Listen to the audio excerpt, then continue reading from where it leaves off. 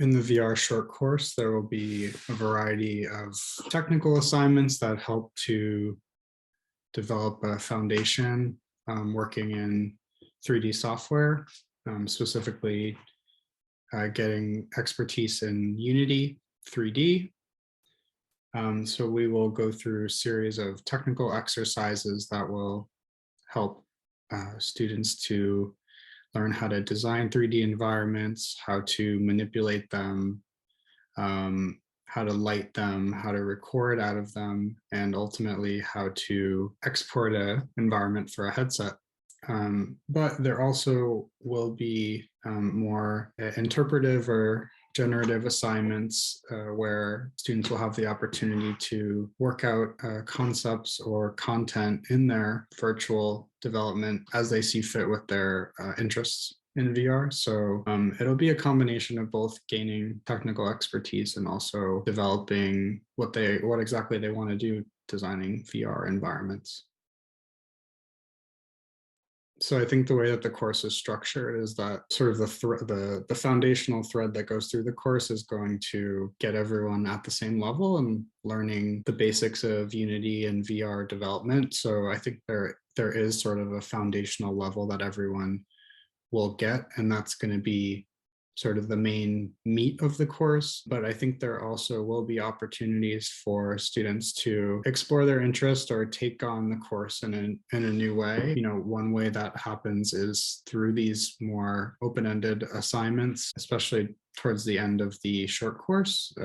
Students are going to have an opportunity to develop any environment they want. And there will be more ad hoc opportunities for students to engage with the instructor, with me, and to bring up what their interests are. And, you know, we have a litany of resources that we can provide so that, yes, we're giving a sort of foundational set of skills, but there'll also be lots of resources online, both in terms of assets that they can bring into their projects, but also conceptual considerations about how VR has been used and how people are thinking about using it in a contemporary sense. So there's going to be both, and there'll be ways for students to explore the angle of VR that they're most interested in.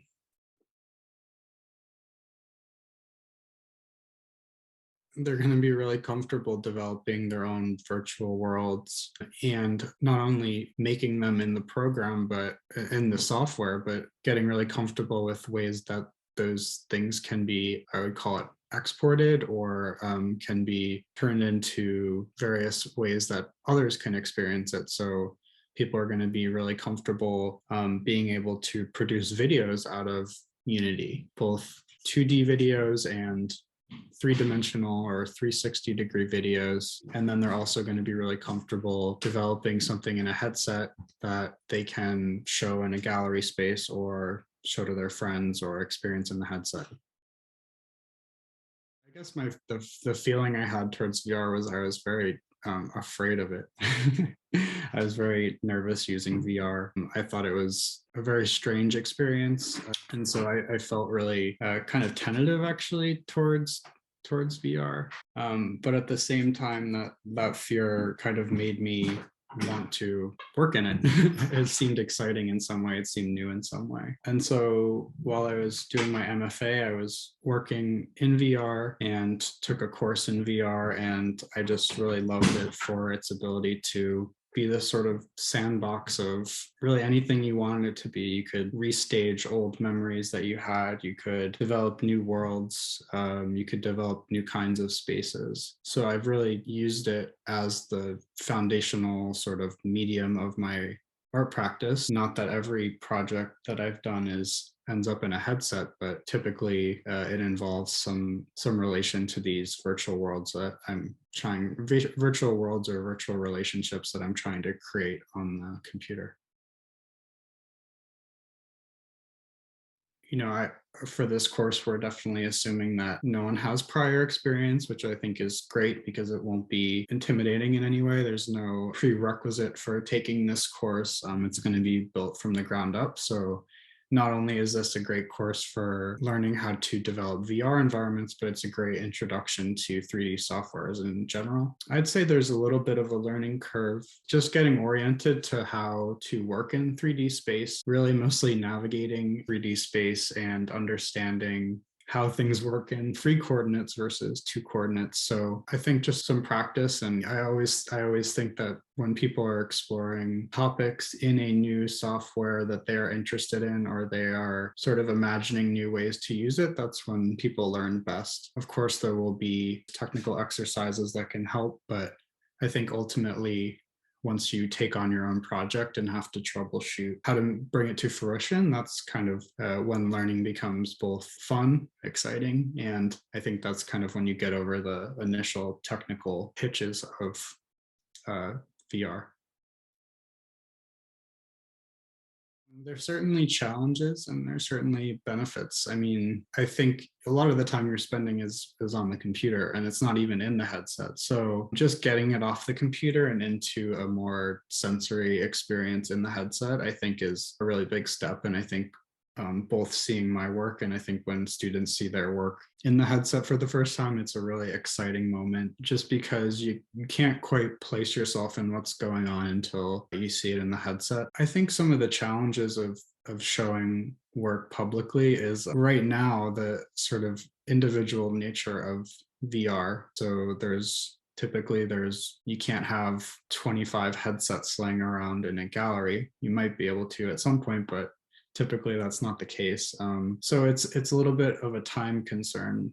Usually VR pieces are somewhat durational, although they don't have to be, but they typically have a duration and a limited number of spots. And so there's kind of this logistic crunch when showing pieces versus at home. People, if someone has a headset and you can transfer your project to them in some way over the internet, then they kind of have the free time and access to this project to really spend time with it. So I think there's exciting elements about showing in a gallery or a public space. There's also the sort of performance of the person that is experiencing the headset. If you're in a gallery and there's people walking around looking at other artwork or waiting for the VR experience, they are probably watching the person that is actually in the headset. So that's also a consideration for an artist working in VR, is how does that look? Is that a hidden process in which someone, or a private process in which someone views the work, or does this process actually add to the meaning of the work? So I think there's a lot of interesting dynamics when showing VR works publicly. I think what's exciting about it is that I think it is pretty clear that VR hasn't found its final form yet, and that it's becoming more accessible. People have headsets and have access to headsets today, whereas in the past, in the 90s, early 2000s, even the 80s, that was kind of unimaginable that someone would have a headset where they could do interactive VR in their house. So that is exciting. And at the same time, I think there's a sense that VR is not fully worked out yet. The headset is still a little clunky. The experiences are not quite convincing a lot of the times. I think what's really exciting about VR right now is that it is in that in-between state. And I think that's why it's fun to work in it right now. If it was a completely resolved medium that had lots of history and lots of ways of doing things and felt resolved, then it might not be as exciting to imagine new ways of using it. But I think that there is going to be a virtual component to all of our lives in the future in some way, whether that's in a headset. I'm not convinced, but I think that more and more that there is going to be this non-physical existence that we have to maintain or create or imagine. So that's sort of how I see VR right now. Well, I think the thing that keeps me involved in virtual reality or simulated worlds is that there is some affect that comes out of it that changes the way that you think in your physical body. So to me, for someone going into a virtual world and having an experience in a virtual world or designing a virtual world, that environment itself may not be real. I think some of the implications on the mind or the way that we relate to real things does change and is malleable in some way.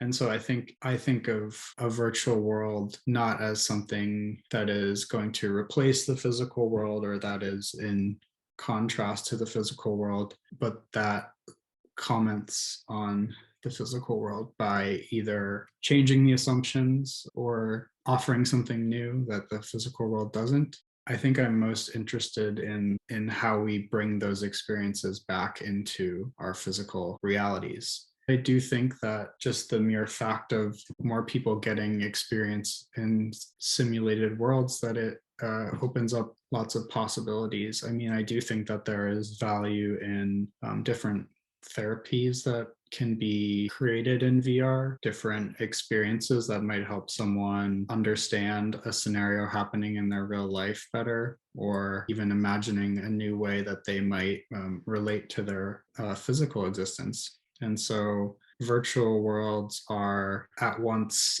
a sandbox that we can play with without some implications, but at the same time, we have to acknowledge how having these experiences is changing the way that we relate to ourselves and our physical world around us.